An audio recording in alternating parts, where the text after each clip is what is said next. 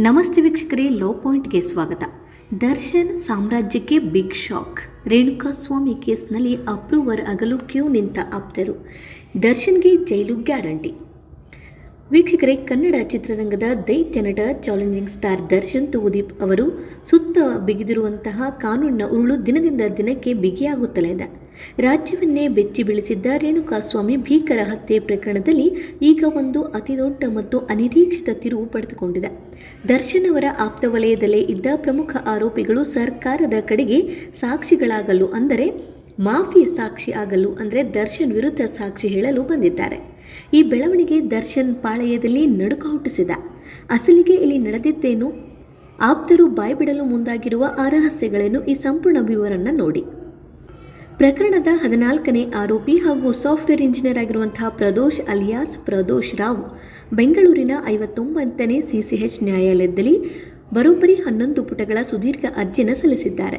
Criminal ಪ್ರಕ್ರಿಯಾ ಸಂಹಿತೆ section 307ರ ಅಡಿಯಲ್ಲಿ ಈ ಅರ್ಜಿಯನ್ನು ಸಲ್ಲಿಸಲಾಗಿದ್ದು, ರೇಣುಕಾಸ್ವಾಮಿ ಅಪಹರಣದಿಂದ ಹಿಡಿದು ಕೊಲೆ ನಡೆದ ಸ್ಥಳ, ಸಾಕ್ಷ್ಯಗಳನ್ನು ನಾಶಪಡಿಸಿದ ಕೃತ್ಯ ಹಾಗೂ ಈ ಇಡೀ ಸಂಚಿನಲ್ಲಿ ಯಾರ ಪಾತ್ರ ಎಷ್ಟಿದೆ ಎಂಬುದರ ಕುರಿತು ಸಂಪೂರ್ಣ ಮತ್ತು ಸತ್ಯವಾದ ಮಾಹಿತಿಯನ್ನು ನ್ಯಾಯಾಲಯದ ಮುಂದೆ ಬಹಿರಂಗಪಡಿಸುವುದಾಗಿ ಪ್ರದೋಷ್ ತಿಳಿಸಿದ್ದಾರೆ.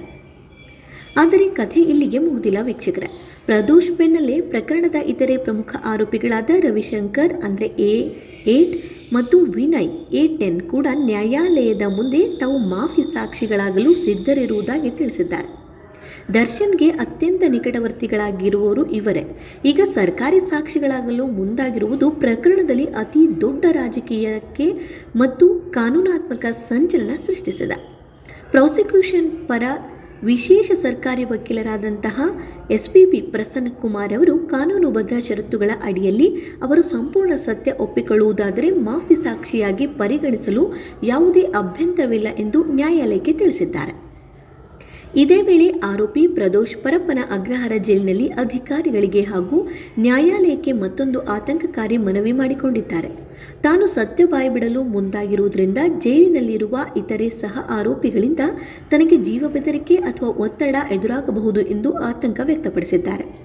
ಹೀಗಾಗಿ ತನ್ನನ್ನು ಇತರೆ ಆರೋಪಿಗಳಿಂದ ದೂರವಿಟ್ಟು ಪ್ರತ್ಯೇಕ ಸೆಲ್ನಲ್ಲಿಡಬೇಕು ಹಾಗೂ ಮುಂದಿನ ವಿಚಾರಣೆಗಳ ವೇಳೆ ವಿಡಿಯೋ ಕಾನ್ಫರೆನ್ಸ್ ಮೂಲಕ ಹಾಜರುಪಡಿಸಬೇಕೆಂದು ಕೋರಿದ್ದಾರೆ. ಮತ್ತೊಂದೆಡೆ ನಟ ದರ್ಶನ್ ಪರ ಹಿರಿಯ ವಕೀಲ ಹಶ್ಮತ್ ಪಾಷಾ ಅವರು ಈ ಬೆಳವಣಿಗೆಯನ್ನು ತೀವ್ರವಾಗಿ ವಿರೋಧಿಸಿದ್ದಾರೆ. ತಮಗೆ ಈ ಅರ್ಜಿಯ ಪ್ರತಿಗಳನ್ನು ನೀಡದೆ ಏಕಾಏಕಿ ಮಾಫಿ ಸಾಕ್ಷಿ ಅರ್ಜಿ ಪರಿಗಣಿಸುವುದು ಸರಿಯಲ್ಲ ಎಂದು ವಾದಿಸಿದ್ದಾರೆ. ಉಭಯ ಪಕ್ಷಗಾರರ ವಿಸ್ತೃತವಾದ ಪ್ರತಿವಾದಗಳನ್ನು ಆಲಿಸಿದ 59ನೇ CCH ನ್ಯಾಯಾಲಯ ಈ ಒಂದು ಅರ್ಜಿಯನ್ನು ತೀರ್ಪನ್ನು ಆಗಸ್ಟ್ 10ಕ್ಕೆ ಮುಂದಿರಿಸಿದೆ. ಒಟ್ಟಾರೆಯಾಗಿ ದರ್ಶನ್ ಆಪ್ತರೇ ಜೈಲಿನ ಒಳಗಿನಿಂದಲೇ ಸತ್ಯ ಒಪ್ಪಿಕೊಳ್ಳಲು ಮುಂದಾಗಿರುವುದು ಮುಂಬರುವ ದಿನಗಳಲ್ಲಿ ದರ್ಶನ್ಗೆ ಕಾನೂನಿನ ಉರುಳನ್ನು ಮತ್ತಷ್ಟು ಬಿಗಿಗೊಳಿಸುವ ಎಲ್ಲ ಸಾಧ್ಯತೆ ಇದೆ. ಈ ಕುರಿತ ಹೆಚ್ಚಿನ ಅಪ್ಡೇಟ್ಗಳಿಗಾಗಿ ನಮ್ಮ ಚಾನಲ್ನ ಸಬ್ಸ್ಕ್ರೈಬ್ ಮಾಡಿ, ನಿಮ್ಮ ಅನಿಸಿಕೆಯನ್ನು ಕಮೆಂಟ್ ಮಾಡಿ.